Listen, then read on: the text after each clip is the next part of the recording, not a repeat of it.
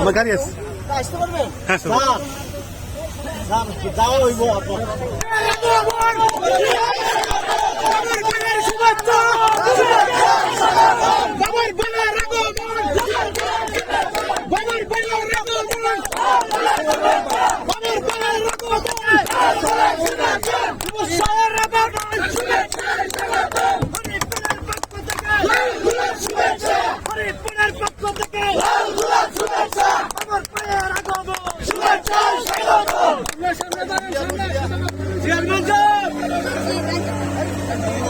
কর্মসংস্থান আমাদের সেটা বড় রাজনীতি।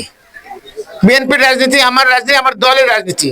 এই কর্মসংস্থান যদি আমরা না করেছি, বেকার যুবক যুবতীদেরকে যদি আমরা তাদের কর্মসংস্থান না করতে পারি, তাদের অর্থনৈতিকভাবে স্বাবলম্বী না করতে পারি, তাহলে আমাদের অনেক কাজ বৃথা যাবে। আমরা সেই ব্যাপারে তিনটা পথ খুঁজে পেয়েছি। একটা হচ্ছে সরকারি চাকরি। এই সরকারি চাকরির জন্য আপনাদেরকে, আমাদের যারা সন্তান আছেন, আমাদের পিতা মাতা যারা আছেন, আমাদের সন্তানকে লেখাপড়া করে শিক্ষিত করেন, যোগ্য হিসেবে তৈরি করেন।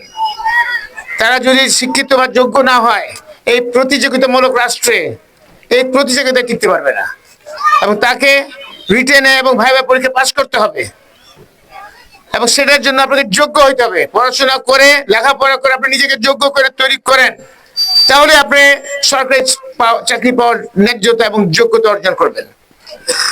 আমরা আরেকটা বড় জায়গায় আমরা হাত দিয়েছি, সেটা হচ্ছে বৈদেশিক কর্মসংস্থান। এখন এই মুহূর্তে প্রায় 1.5 কোটি লোক পুরো বিশ্বে ছড়ায় ছিটায় আমাদের বাংলাদেশিরা কাজ করছেন। যারা বাংলাদেশে কাজ করছেন, আমরা আরো অনুরূপ পর্যায়ে, অনুরূপ সংখ্যা, এই আগামী 5 বছরে আমাদের একদিন চেয়ারম্যান উনি চিন্তা করেছেন, অনুরূপ সংখ্যা আমরা চেষ্টা করব যাতে পাঠানোর জন্য। পুরো বিশ্বে অনেক কর্মযোগী লোকের প্রয়োজন, কিন্তু এখন সাধারণ শ্রমজীবীর খুব চাহিদা কমে গেছে। সেটার জন্য দরকার দক্ষ এবং কারিগরি শিক্ষা সম্পন্ন ব্যক্তিদেরকে। তা আমাদের সন্তানদের কাছে আমি বলবো, মা বোনেরা, আপনারা আপনাদের ভাইয়েরা, মুরব্বীরা আমাদের সন্তানদেরকে, প্রত্যেকটা জেলায় জেলায় কারিগরি শিক্ষা প্রতিষ্ঠান হয়ে গেছে।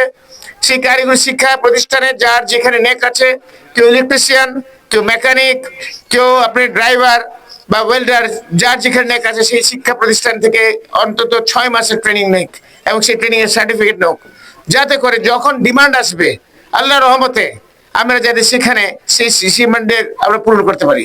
আমরা চেষ্টা করব যত নিম্ন পর্যায়ে খরচ করে আমাদের এই 3 থানার জনগণকে, আমাদের ছেলে পেলেদেরকে, আমাদের সন্তানদেরকে দ্রুততম সময়ের মধ্যে বিদেশে পাঠায় কর্মসংস্থানের ব্যবস্থা করতে পারি।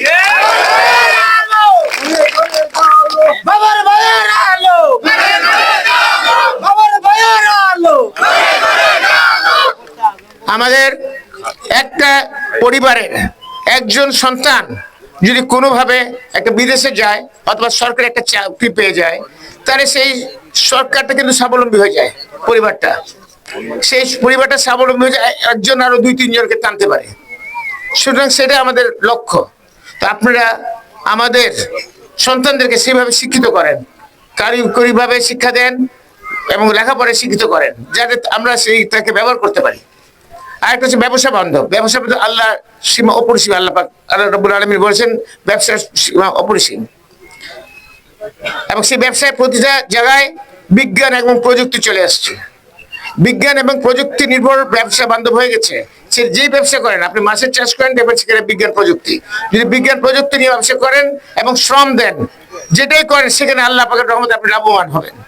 সেটা মাছের চাষ করেন, গরু ছাগলের খামার করেন, অথবা আপনার হাঁস মুরগি খামার করেন, প্রতিটার মধ্যে আপনার প্রযুক্তিপূর্ণ। সেই জন্য আপনাদেরকে লেখাপড়া করতে হবে, একটু জ্ঞান অর্জন করতে হবে, এবং যে যেটার মধ্যে করতে চান সেটা জ্ঞান অর্জন করেন, লেখাপড়া করেন, যাতে আপনি সেটা ভালো দক্ষতা অর্জন করতে পারেন। পাশাপাশি আপনাকে শ্রম দিতে হবে। শ্রম না দিলে কিছু হবে না রে ভাই। শ্রম হচ্ছে অত্যন্ত কঠিন, মানে যেটা প্রয়োজন। আপনারা খালি স্টলে বসে চা কফি খাবেন, হাতি ঘোড়া মারবেন, আর 1 টন 2 টন টিয়ার কাবিবার জন্য অপেক্ষা করবেন। ওইটা করে জীবনটা নষ্ট করেন না। 1 টন 2 টন পাবেন 2 মাস, 4 মাস, 5 মাস, 6 মাস পরে ইতিমধ্যে যেটুকু খরচ করে সেটা তো গেছেই, ওইটাও গেছে। আপনার জীবন নষ্ট করেন। আর বাসায় বসে মোবাইল এর মধ্যে আপনারা যেটা ফেসবুক ইউটিউবে খেলা করেন সেটা করে জীবনটা নষ্ট করেন না। মুরব্বিয়ানদেরকে আমি বলবো, আপনারা আমাদের সন্তানদের প্রতি আপনাদের দায়িত্ব আছে, সেটা আপনারা দেখেন। আমরা আত্মসমর্পণ করতে হবে। আর আমাদের মহিলাদেরকে বলবো, আমাদের মহিলার প্রতিটা ঘরে ঘরে কিন্তু আমরা ছোটখাটো হাঁস মুরগি আমরা করি, তাদেরকে আত্মনির্ভরশীল আত্মমর্যাদাশীল কিছু কাজে তাদেরকে অনুপ্রেরণা দিতে চাই আমরা। কুটির শিল্প আছে, পাশাপাশি আপনারা যদি ঘরে আমরা এমনি হাঁস মুরগি করি, 2টা ছাগল যদি আপনি রাখেন, 2টা গরু রাখেন, 10টা হাঁস, 2টা আপনার মুরগি রাখেন, এটা কিন্তু খুব কঠিন কিছু না, বেশি পুঁজির দরকার পড়ে না। 2টা গরুর বাচ্চা কিনে নিয়ে আসেন, সেটাকে খাওয়া দিয়ে বড় করেন, তারা আবার গরু দিবে, ছাগল প্রতি বছরে 2বার বাচ্চা দেয়, খুব লাভজনক। এটা আপনার পরিবারকে অর্থনৈতিকভাবে সহায়তা করবে। আপনার যে পুরুষ ব্যক্তি আছেন তিনি তো শ্রম দিচ্ছেন, কাজ করতেন, পাশাপাশি যদি মহিলা এই কাজটা করেন তিনিও কিন্তু অর্থনৈতিকভাবে তার সংসারকে সাহায্য করতে পারবে। শুধু আপনারা সেই ব্যবস্থাটা নিন। আমরা চাই কি প্রতিটা পরিবার যাতে অর্থনৈতিকভাবে স্বাবলম্বী হয়, সেটার উপায় কি? সেটা এইভাবেই আমাদের গণমাধ্যম এবং গণমাধ্যমের মাধ্যমে আমরা প্রচারণা চালাবো এবং আমরা উৎসাহিত করব যে আমাদের প্রতিটা পরিবারে পরিবারে তারা নিজেরা নিজের ছোট্ট আকারে ব্যবসা বাণিজ্য করতে পারে, খুব বড় আকারে নয়, ছোট আকারে।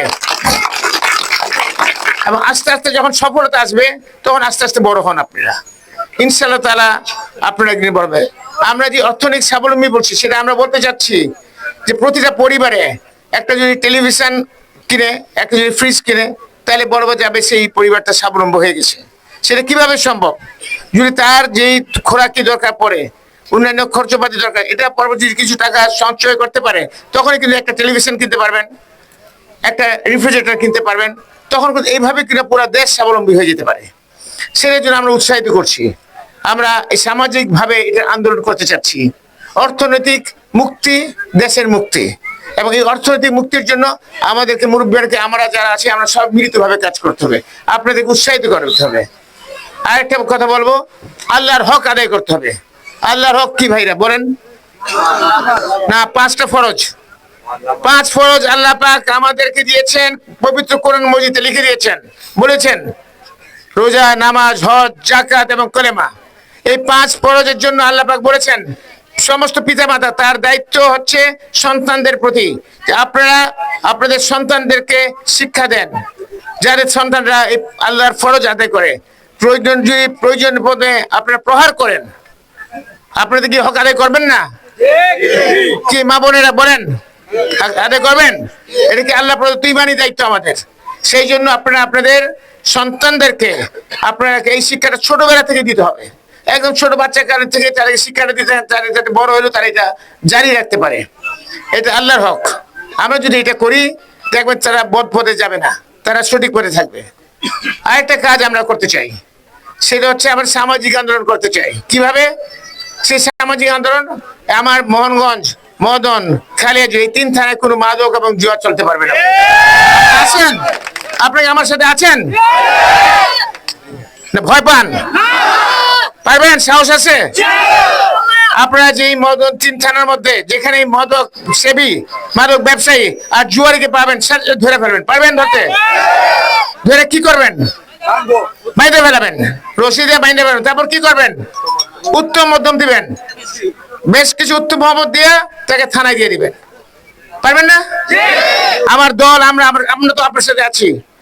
এটা আমাদের করতে হবে এবং জুয়ারিদেরকেও একই কাজ করতে হবে, কারণ এটা সমাজকে ধ্বংস করতেছে। এটা আমাদের প্রতিটা পরিবারকে ধ্বংস, একটা সংক্রামক রোগ। এক বেটা মাদক খায় আর ওকে দেখা দেখে আর 4-5 জন খায় এবং পুরো পরিবার ধ্বংস হয়ে যায়। পরে বাসায় জায়গায় জমি জমা বিক্রি করে, বউকে মারে, বউর অলংকার বিক্রি করে, সমস্ত বিক্রি করে, গরু ছাগল সব বিক্রি করে ধ্বংস হয়ে যায়। আমরা যেটা এটা করি, যে ছেলে মাদক সেবী আর যে মাদক সেবী যারা খায় তার পরিবার, তার বাবার বড় একটা কাজ করে দিচ্ছেন আমরা।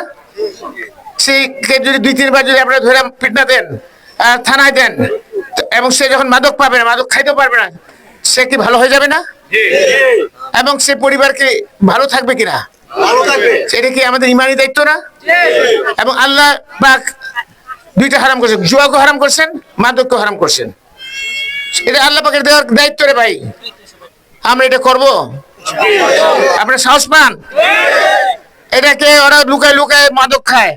আপনার বিভিন্ন খানে যে বাসের ঝাপে জঙ্গলে অমুকখানে তমুকখানে মাদক খাবে, এই যে এইখানে করে লুকায় লুকায় খাবে। যেখানে খবর পাবেন গিয়ে আপনারা দৌড়ায় যাবেন, গিয়া দল বাইন্দে গিয়া তাকে ঘেরাও দিয়া ধরে ফেলাবেন, ধরে তাদেরকে মাইন্ডা ফেলাবেন, মাইন্ডা পিটা, তারপর থানা। এবং যারা তদবির করবে তাদেরও একই কাজ। তদবিরকারী যে মাদকের জন্য ছুটাবার জন্য তদবির করবে বা যুবকের তদবির করবে তাকেও আপনারা ধরে পারবেন, তাকেও ধরে পিটা দেবেন, একই কাজ করবেন। এইখানে কোনো ছাড় দিলে আমাদের দেশ থাকবে না ভাই। আমি দেখি আমার 3 থানার মধ্যে মাদক আগে ছিল না, আমার মদনও মাদক ইয়াবা ট্যাবলেট আর কি ঘোড়ার ডিম এসে পড়ছে, এক মুসিবত। এই মুসিবত থেকে আমাদের জাতিকে রক্ষা করার দায়িত্ব আমাদের। আমরা আমাদের সবাই মিলিত ভাবে আপনাদেরকে এটা সামাজিক আন্দোলন গড়ে তুলতে হবে, সেটার দায়িত্ব আমাদের সরকারি, আমরা সবাই মিলিত এই দায়িত্ব পালন করবো, করবেন না ইনশাআল্লাহ তাআলা। আরেকটা ব্যাপার বলতে চাই আমাদেরকে, আমি তো একটা দল করি, আমার দল কি বাংলাদেশ জাতীয়তাবাদী দল বিএনপি। অতীতে একটা দল ছিল আওয়ামী লীগ, তারা অনেক কিছু করছে, খারাপ ভালো অনেক কিছু, তাদের নিয়ে কথা বলার আমার সময় নাই, চিন্তা করতে চাই না, সময় নষ্ট করতে চাই না। তারা ভালো খারাপ করছে, যা করছে আপনারা যারা জনগণ আছেন আপনারা তার বিচার করবেন, আল্লাহ রাব্বুল আলামিন বিচার করবে, এবং দুনিয়ার বিচার দুনিয়াতে হয়ে যাচ্ছে। আমি এটা নিয়ে সময় নষ্ট করতে যাচ্ছি না, কারণ এটা রাজনৈতিক করছে, দুইটা কথা বলা দরকার সেই জন্য বললাম। কিন্তু আমার ওদেরকে নিয়ে কথা বলা, আমরা এখন আমরা কি চাই বর্তমান এবং ভবিষ্যৎ, অতীতে আমরা দেখতে চাই না। আমরা বর্তমানে কি করছি, ভবিষ্যতে কি করব, তার দিকে আমরা এগিয়ে যাব। ভাইরা আমার, আপনারা ভবিষ্যতে কোন প্রধানমন্ত্রী হিসেবে কাউকে দেখতে চান? কাকে দেখতে চান? আরো জোরে। আরে ভাই আস্তে আস্তে হয়ে গেল তো। হাত তুলেন, হাত তুলে বলেন, হাত তুলে বলেন, 2 হাত তুলে বলেন, আরো জোরে বলেন। আল্লাহ হাফেজ। বাংলাদেশ জিন্দাবাদ, বাংলাদেশ জাতীয়তাবাদী দল জিন্দাবাদ, শহীদ জিয়া, অমর হোক খালেদা জিয়া জিন্দাবাদ, তারেক জিয়া জিন্দাবাদ। আল্লাহ হাফেজ।